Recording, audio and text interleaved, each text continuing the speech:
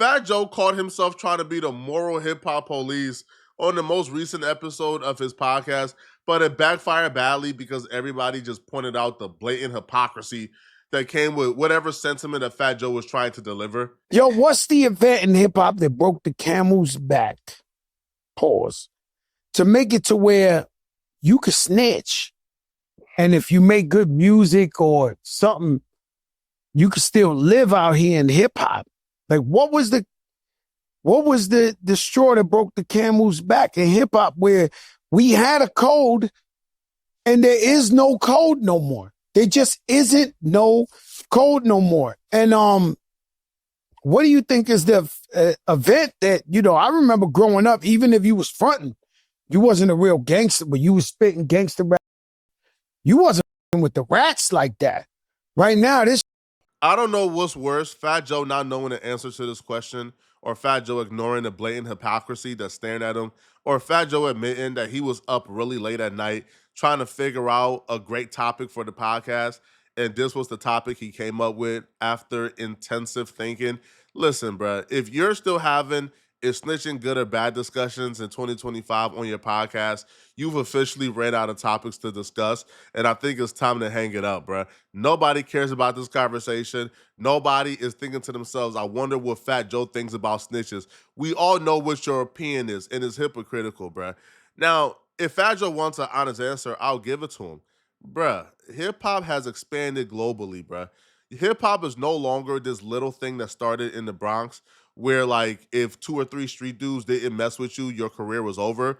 It's much bigger than that now. Hip-hop is now global. Hip-hop now exists in Wisconsin, in Iowa, in North Dakota. Hip-hop exists in Japan, in France. And you know what people in North Dakota don't care about? They don't care about who is snitching on who. You know what people in Japan don't care about?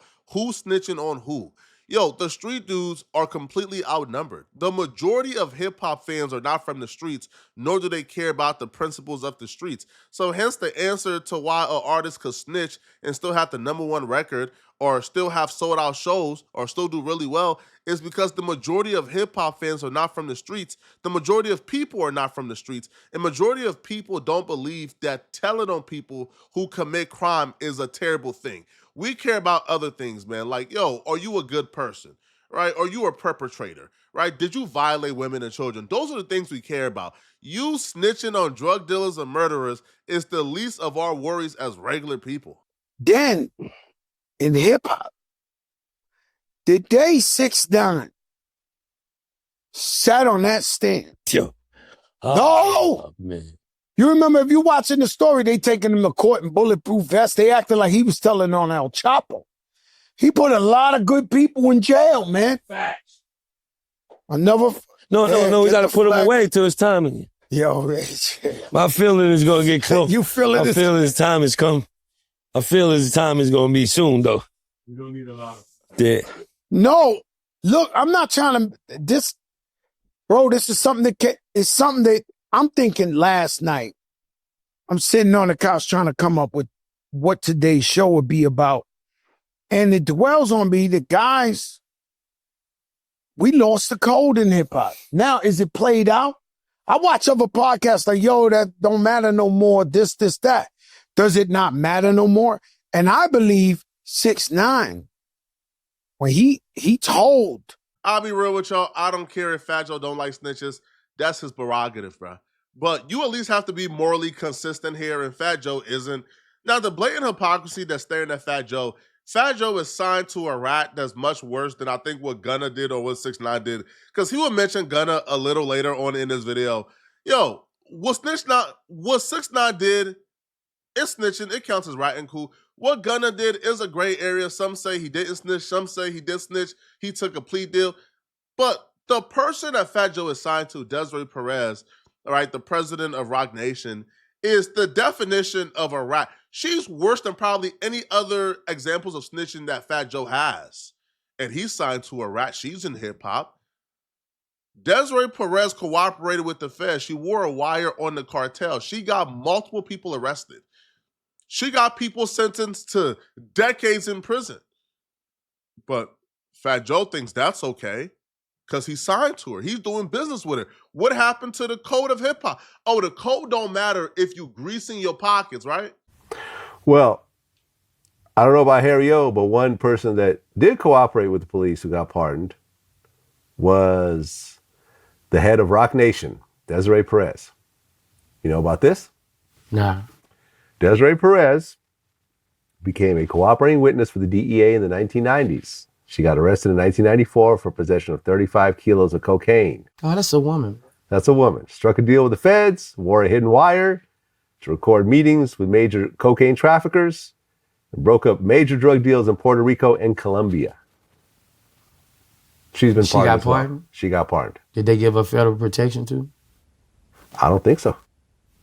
I would have told them that come with it. Don't let the shit come with it. You just gonna pardon her and don't. This happened in You the 90s. gonna let her out of though. jail to get smoked? This happened back in the 90s. So I think whoever she told on is probably dead or in jail. But then again, them Colombians. That shit don't never stop like that. I do want y'all to hold these other media outlets accountable. Let me tell you what's happening in Rock Nation. I don't necessarily care about Desiree Perez, who's the CEO. By the way, if you don't know her history, 6ix9ine first mentioned her back in the day. Desiree Perez is a woman who used to be doing things in and in accordance with drug dealing. She was working with the cartel. She was transporting drugs. She got caught. Her boyfriend or whoever else she was dealing with at the time, they were also involved in the drug trade. She took a plea and she was a state's witness. The same thing. This is why 6ix9ine was confused. Why does the industry bow to Desiree Perez, who was this is known, who cooperated against the cartel, but they're down to oust me because I cooperated against the 9 trade gangsters. Desiree Perez is so ratting that Dame Dash is terrified of Desiree Perez. Dame Dash said during an interview with Sway that all of a sudden you can't find nowhere now. Right? You can't find this interview anywhere. It's been taken down from all platforms. Sway's entire catalog is up, but this interview with Dame Dash talking about Desiree Perez ain't up no more. I wonder why. And the clips that is up, like the clips of him saying her name is cut out. But Dame Dash, when asked by Sway why he don't do business with Jay-Z anymore, Dame Dash mentioned Desiree Perez. And Dame Dash said, hold on, man. For some reason, when she got in the picture, when me and Jay-Z kind of split up a little bit, for some reason, I don't know why, everybody around me began to get picked up by the feds. The feds got on my whole team heavy. I don't know what's going on, but it's black and white. It's paperwork. And from what I've seen, I'm not coming around that situation. You could tell by Dame Dash's voice, he was in fear talking about Desiree Perez. So the OGs is claiming, I don't care how much money I can make with Jay-Z. I'm not coming around because Desiree Perez cooperated with the feds. There I am being politically correct because I'm scared. Okay. You understand? That's fear. I'm on record saying, like, I don't know what the is going on. All I know is my man's in jail. All I know is my other man that was with me got fucking a money laundering charge, some stupid shit. Everybody know Earl's not a criminal. This shit is real, man. And that's all I know. So all I know is based on those rules. I just can't. That's that. Mm-hmm. So, and hopefully it's not what it's supposed to be. But if it is, that's that. What does your gut tell you, though? I'm not gutting nothing, man. It's too tricky, man. People go to jail. This is people's freedom, man. Yeah. You know, we've been trying to be stand-up, honorable people for the last 25 years and do right by. I mean, my man's in jail. I cried over that. You understand what I'm saying? Mm-hmm. That was my man. That's my man. He's in jail for weed. I don't know why. Why are the feds on me so much? I don't know why. I'm not making no accusations. I'm just saying, based on where we from, that in the mix, I'm staying over here. So that's it. There's no more business being done with me and him until I understand that situation. That we don't do any business, so it doesn't matter. Mm-hmm. But that's where I'm saying. That's my official on the record. You ask me about that. Until that gets cleared up, I ain't got nothing to say. So while everybody else is saying, hey, man, I'm not doing business with Desiree Perez, man. Hold on. The feds involved, I'm good. While everybody else is saying this, Fat Joe, Mr. Hip-Hop Moral Police, Mr. I'ma speak out against snitches, Mr. Where did the integrity in hip-hop go?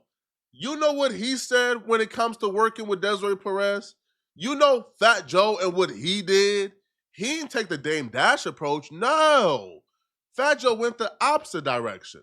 You signed with Rock Nation. What made you sign? Because you could have signed with anybody. What made you sign with Rock Nation? There's a woman named Desiree Perez, right?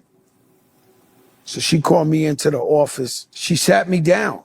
And so this is OG Juan's wife. She sat me down and said, yo, I think you should be a Rock Nation artist and we should manage you.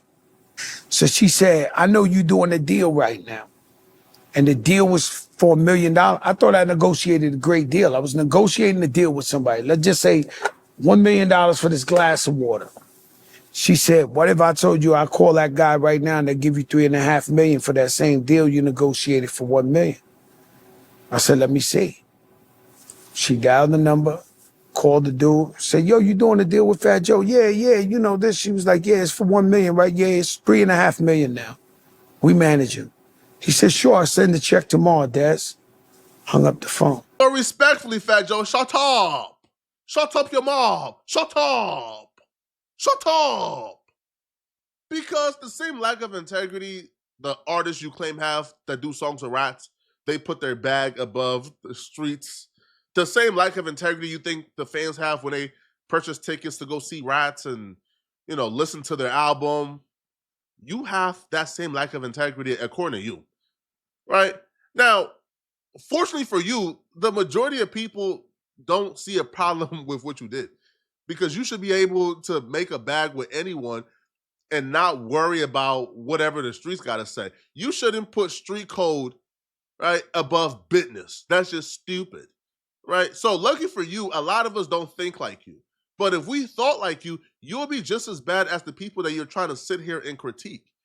Yo, Fat Joe had the nerve to say that he felt guilty, that he felt bad, that he felt like something in him died when he listened to Gunna's new album. And he felt terrible because he enjoyed the new album.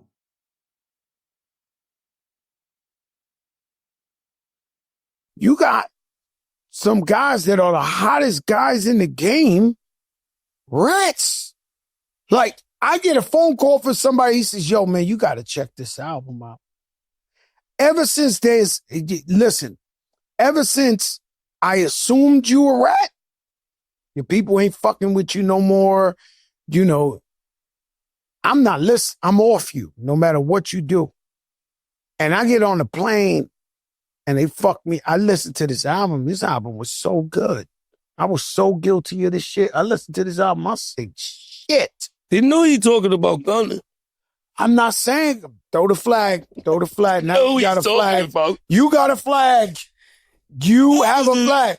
Because we said we wasn't mentioning names like No, that. but you just said all of that and what? All I said, the album was fire. There's a million Give rats him a out shout there. that you like his album. Nah. You And so just what said happens you liked is, it. You just said you enjoyed it. And then said, nah. no, I'm not saying that. What I am You saying is, just said it. so where is, we don't care no more in hip hop? You can rap? No, I'm asking. You can't rap. You felt terrible listening to Gunna's album because he ratted, but you ain't feel comfortable signing your life away to Desiree Perez. Yo, I can't stand you old heads, homie. Yo, y'all want to play these moral hip-hop games, bro, when none of y'all is moral, bro. All y'all are immoral. Y'all sold your soul to the bag already, man. Cut it out, man. Y'all let me know in the comment section, bro. What do y'all think, man? Do y'all see hypocrisy here or is Flacco tripping? Let me know in the comment section, okay? And also, too, let's have a deeper conversation. Do you care about ratting in hip-hop, right? Because, it'll be easy to identify the hypocrisy in Fat Joe. But do you care about ratting in hip-hop? And it's all ratting the same. Is Desiree Perez as a woman ratting? Do you view her ratting the same as your favorite rapper? Let me know in the comment section, okay? And if you're still watching, click on this video right here to find out how Young Dolph's killer is still in grave danger, even though he just got found not guilty. Click on this video right here to find out why he was found not guilty and why he's in grave danger. I'm going to see you guys in this video somewhere on my screen. I'm out of here, folks. Peace.